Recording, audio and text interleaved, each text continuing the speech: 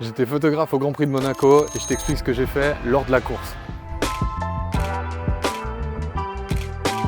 La course, entre la pratique et la théorie, en général, on n'a pas trop de surprises.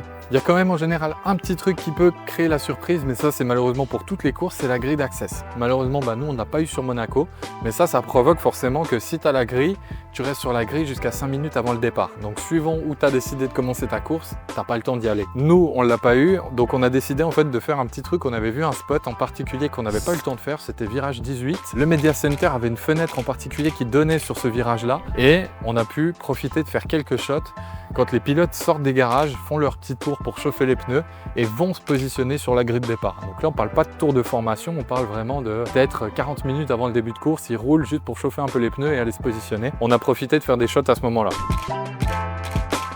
Ensuite, ce qu'on a fait, c'est que du coup, on a suivi le plan. On est allé direction le virage 2-3 intérieur.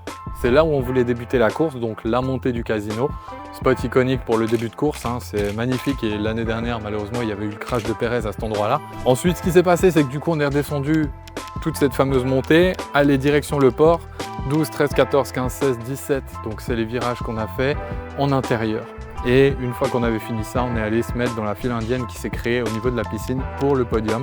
Donc en fait, tous les photographes attendent là. L'idée, c'est qu'en général, il faut bien se dire un truc, c'est que la course, on ne shoot pas jusqu'au 50e tour ou je ne sais quoi. Là, encore plus parce qu'il y en avait 70. 50 tours, on arrête.